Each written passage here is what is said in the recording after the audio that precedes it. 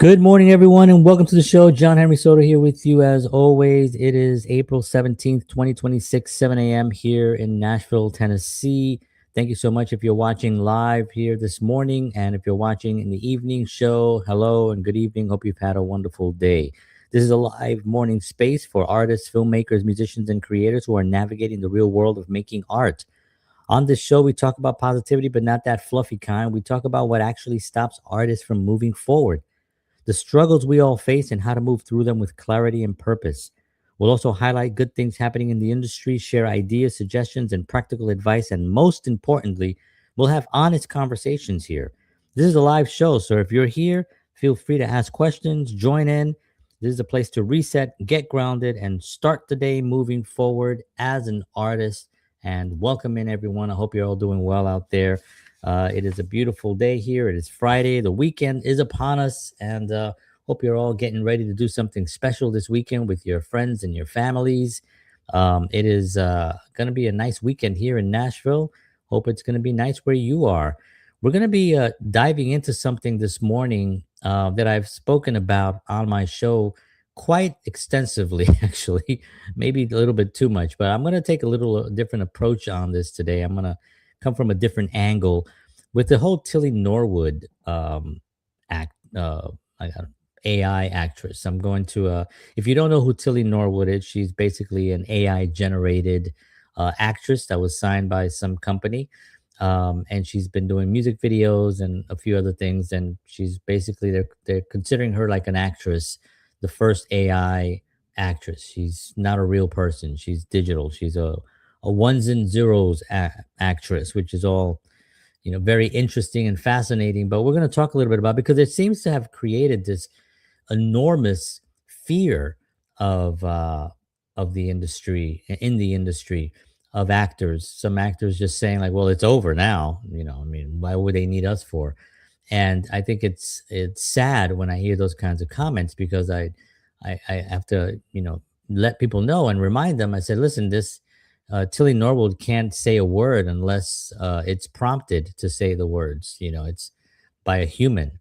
It's not. It's not It is artificial intelligence, but it's not sentient yet. It can't just make up its mind. It can't make decisions on its own yet. I understand that there's a lot of advancements happening in that area, but we're kind of losing sight a little bit. Tilly Norwood has become one of those lightning rod names that seems to show up whenever the conversation turns to AI, authorship, and creative ownership. The controversy around her largely centers on accusations that her work relied heavily on AI tools without clearly disclosing that involvement, raising questions about transparency and artistic credit. So the controversy is that they didn't tell anyone that this was not a real person until late, until they got caught, basically. And that was that kind of scared people a little bit, because now you can go online and now you don't know what's real anymore, right? So it's sort of they've kind of like muddied the waters, which in a way is kind of good, because now you have to see things that actually make you feel something. And if an AI thing made you feel something, then it was prompted pretty well. But 99% of the time when I see something AI, I know it's AI. It doesn't make me feel something special. It doesn't make me it's not even really that entertaining anymore. They've how much can you see, Jimi Hendrix wrestling Mr. Rogers, that's like was a thing, and cats roller skating, things like that. It's sort of like, that's very clever, but it's not entertainment really. And I think, embracing the technology is one thing, but also letting people know that this is what we're doing. That's kind of seems to be something that you want to just have. Supporters argue that she's simply embracing new technology, the same way artists have always adapted to new tools, while critics feel there's a line between AI as assistants and presenting AI generated work as purely human made. That's where the waters really get muddy, right? But again, we're talking about her like like she's a real person, right? And she's not, right? She could have easily they could easily just hit a couple of buttons and turn it into a guy, right? And it could be just Johnny Norwood, right? So I think that that's part of the confusion that people are saying. This is not, we're not looking at a real person here. We're looking at an organization that launched this idea of having this AI generated person who's not real to basically sign them as if they were real, and then give them sort of a personality that they can and present it that way. And what makes the situation more complicated is how fast the technology is evolving compared to the standards around it. Norwood's case isn't just about one person, it's not a person. It reflects a broader tension in creative industries right now. Audiences want authenticity, but they're also fascinated by innovation. That gray area, how much AI is too much, and when disclosure is necessary, is still being figured out in real time. And people like Norwood, she's not a person, and people like Norwood end up right in the middle of that debate, whether they intend to or not. She's not in the middle of anything because she doesn't know what's happening. And it's not a she, it's a thing that was created by a computer. But, we're talking about it. They love to talk about her as a actress. She's very, very conflicted herself right now because she's living in this computer world, but she's also part of this real world. And she's having her own difficulties. She's not doing anything. She doesn't even know anything. She's not a thing. She doesn't know anything. It's like this is a cup of coffee. She knows as much as this cup does. The only thing this cup can do is if I pour coffee into it, it now becomes a useful thing because I put the coffee into it. But before that, it was just a shape of a stone. This is a really good cup. This is a really good cup. It's made of this stone, and that's it. This is a spoon. It has a very, very specific use. It does nothing unless a human can put it to work, right? So as we're looking ahead, the future of situations like this will likely come down to clearer norms and expectations. We're probably going to see more defined guidelines about labeling AI assisted work, especially in film, music, and publishing. So, what I think is going to happen, and this is something that I spoke about in the past, is that we're going to have a genre of art. It's going to be, but they have to let you know, and there's software that you can actually now see when something is AI generated and see that, and it's fine. I mean, AI is a tool. I use it. A lot of people use it. Where it's not a horrible thing. It is going to advance things. It's in medicine. Well, not just medicine, but in medical procedures, it's going to be incredible. It's going to have its uses that are just going to be unbelievable. Now, the the way I think it's going to be is like for films, for instance. I'll do each genre. For film, it's going to have a category, and films that are AI generated or that contain AI generated content are going to be labeled that. So we know that this film used AI. It'll be in the credits, in the open, whatever you want to put it.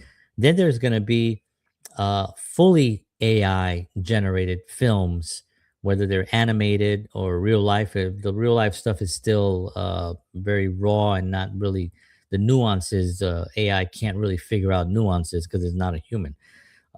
So that's still going to take a little bit of time. It'll get there. I spoke about the Val Kilmer film that's going to be coming out. Val Kilmer died about a year ago now, and he's got a new film that he's working on. It's his likeness that his family actually gave okay to. He was a film that he signed on to before he passed, and they're going to actually follow through with it.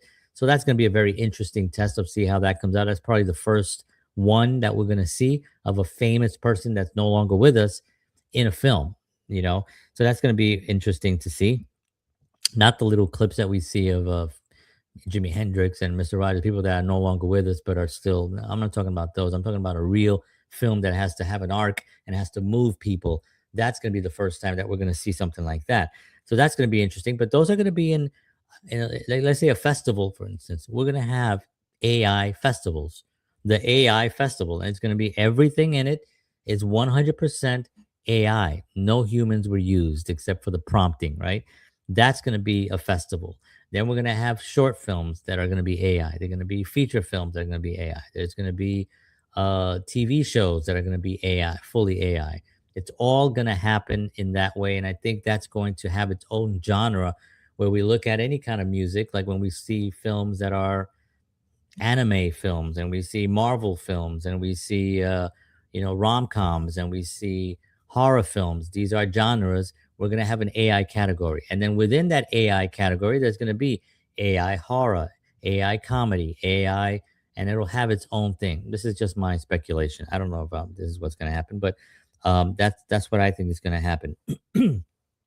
Artists who are now you have to be upfront about this, right? Because that's part of the what's scaring some of the actors is that some of the bigger houses that have a lot of money and can do a lot of things aren't being upfront about everything, or I think they are now more because there's more attention on it and people are looking at things like, wait a minute, this is real.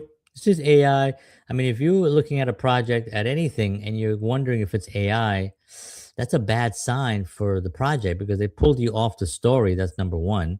And now you're not really invested in the story. Now you're just trying to, I don't know, you're just trying to figure out if it's technology or not, and that's not how you tell a story. You can use the tools, but you have to be able to hold people's attention into what your story is. Stories are still number one priority. As we've seen, you can take you can take a popular IP, you can take a popular actress or actor, put them in a film and have a terrible story and bomb and have 100, $200 million on it. We saw from Snow White last year.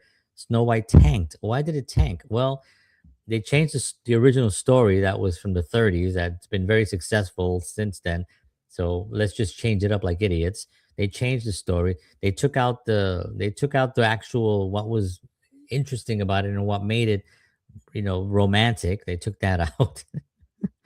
They put an actress in who had no really respect for the original. Um, and they had $200 million and they used CGI and all that, and it tanked. Why did it tank? It just didn't have the spirit. It didn't have the spirit of the actual thing. So it didn't have a good story either. So all these things together still matter. So it doesn't matter what AI comes. You still have to have a good story. So if I were an actor, an actress, a writer, anybody, especially writers, obviously, focus on storytelling. Just focus on that. Don't worry about what Tilly Norwood is doing.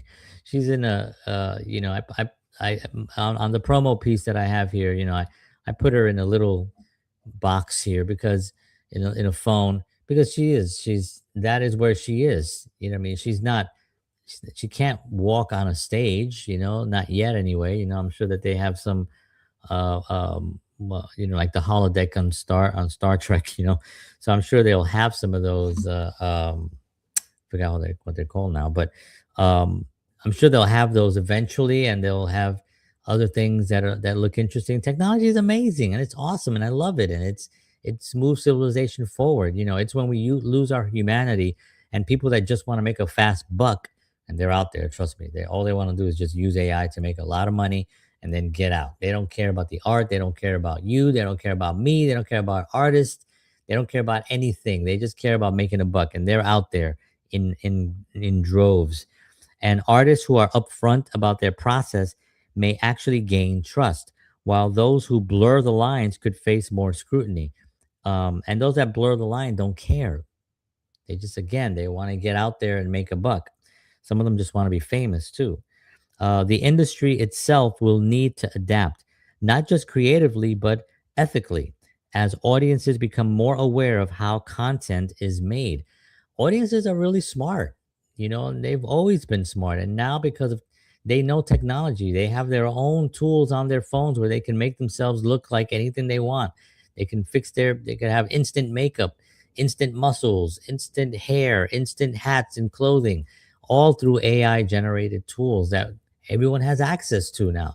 So what are you going to do? How can you uh shock someone with like when we watched the Marvel movies, right? When they started back in whenever it was in 20 years ago, I guess, over 20 years, right? Those first Marvel films. Well, how impressive were those at the time? Very impressive. I mean, we were completely invested in it. And I look at some of the stuff now and I realize, oh, yeah, that is a very CGI looking, you know, because it's not real and it's fine. It's green screen, but the stories were good and they were still invested. They had really great actors. And I was very invested in those 20, I think like I watched like 24, 25 of those and with my son and we loved them. We loved them. My wife also loved them, and my daughter also loved them. So I think that we're beyond that now. Now there's a new era. There's a new thing in town, right? But still, the stories is what really drew everybody's attention. And now audiences know how it's all done. They know the smoke and mirrors. They know how the magician got the rabbit out of the hat. So where else can we go? Where else can we go? We can only go one way: emotionally charged content, where we capture people, where we tell good stories, and we actually get people invested into characters that are evolving. And that can only be done by a human. Robots cannot do that yet. Yes, they can help with the lighting, they can help with the editing, they can help with correction of certain things here and there. But the story is still going to be human made. The upside is that AI, when used honestly, can be a powerful creative partner. It can help filmmakers, musicians, and writers push ideas further, work faster, and even break through creative blocks. Instead of replacing artists, it has the potential to expand what artists can do. The real opportunity isn't in hiding the tool, it's in mastering it and using it to tell better, more meaningful stories. And this is the what I tell people all the time. I say, man, study it. Study the technology. It's so incredible. It's such a joy to see things that you can do that took you a long time, that now you can do it a lot faster. That means that you can create more, you can do more, so but learn about it. If you completely just say, I'm never going to even do it, I'm never going to get involved, you're going to be so far behind. And I've talked about this in the past. It's sort of like when people were writing letters and then the telephone came in. Nope, I'm never going to use the telephone, I'm always going to write letters. Well, everyone is having conversations and you're so far behind. By the time your letter gets anywhere, they're like, oh yeah, I already knew about this. You know, uh, you know, Jose called me yesterday. He told me all about it. We had a whole conversation. Why are you writing me this? I'm getting this letter like a week later.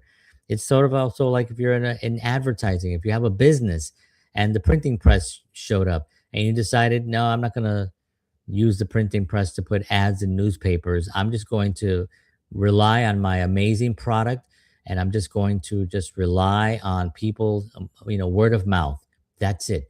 What happens? You lose your business because the guy over there with the general store, he's putting ads in the paper. Everybody's going to see their ad. They're going to go there. You're going to lose. Look at Blockbuster. Look at Toys R Us. They didn't innovate. They didn't use technology. They're gone. They're gone. Toys R Us, I think, is making a comeback with some brick and mortar stores. They're located in some other within a department store. They're located. I think Macy's has like a section of Toys R Us stuff. So I think the IP is still kind of there's a little bit of breath in it. But they had so much money and so much opportunity to take over all the whole toy industry, including cartoons and everything else. They had a huge market they could have cornered. Same thing with Blockbuster. They could have done the same thing that Netflix is doing, but they didn't innovate. And they were approached, by the way, by people who had vision, and they turned them down, both of them. Why? Because they didn't want to innovate. They thought that people were going to just stay with the same thing. And it's when you present a convenience to someone, they're going to do it. When you prevent some way of doing it, people said nobody's going to go shopping on Amazon. It's not going to happen. People are going to want to go to stores. It's always going to be a thing. Boom. They shop on Amazon. Why? Why? It's freezing cold outside. I'm going to order everything. It's going to come to my door. I'm going to wrap it and put it in the closet and I'm done. Convenience will always win. and AI is a convenience. And for people who are not creative and want to suddenly get into film and music, they're gonna use AI because they figure, hey, I got some ideas. Maybe I can't sing. Maybe I can't play an instrument. Maybe I can't write. Maybe I can't act. Maybe I can't do anything. But I can prompt machines to whatever's in my mind. I can prompt it, and maybe it'll be good, and maybe it will be. And at some point, I'm sure that there'll be awards given to the best comedy prompt, and that will happen. So my suggestion is always to one, learn, learn AI, and stay on the cutting edge of it. Apply, get a newsletter that comes in once every few days and read it, and just know what's happening. You don't have to dive in like you're becoming an AI expert, but just know the information. Number two, I say use it.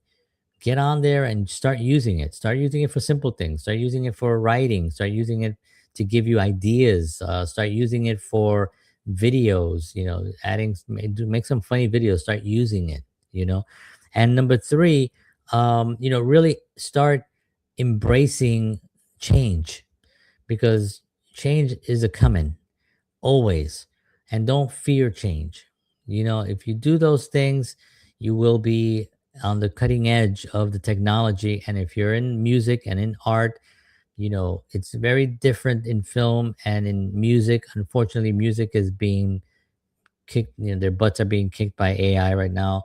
AI songs and AI, Spotify is the worst. They have no integrity. They'll see Spotify AI music generated stations have a lot of money. YouTube has put a little bit of ethics in there now. You can't just monetize AI content because it's not human made. And YouTube says you tube. That's where the title came from, right? It's like a tube is like a television tube, right? And it's telling you do it, not robots do it, you. So they're putting a little bit more integrity into their platforms. We'll see how far that goes, but keep your integrity on it, but learn about it and use it in ways that can elevate your work. All right, friends, thank you so much for tuning in this morning. As always, it's a pleasure to be here with you Monday through Friday, 7 a.m. Central. I always have a wonderful time before I leave, and I should have done this at the beginning, but I always forget. Next week, April 22nd at 8 p.m. Eastern Standard Time, George Batista, my co-host on Sunday nights, will do a special live Q&A. He is a wellness coach. He knows all about supplements and body things. I mean, he's an amazing, amazing person. Wellness Talk with George Batista is going to be live. I will be there to moderate some of the questions and everything. It's going to be live on YouTube and Rumble, so please join us. April 22nd, 8 p.m. Eastern Standard Time. All right, friends, I'm John Henry Soto. Thank you so much for tuning in. I will see you all Sunday night show, and I will see you on Monday morning as well. Have a wonderful weekend out there. Take care of yourselves and take care of each other. God bless you all. And as always, peace.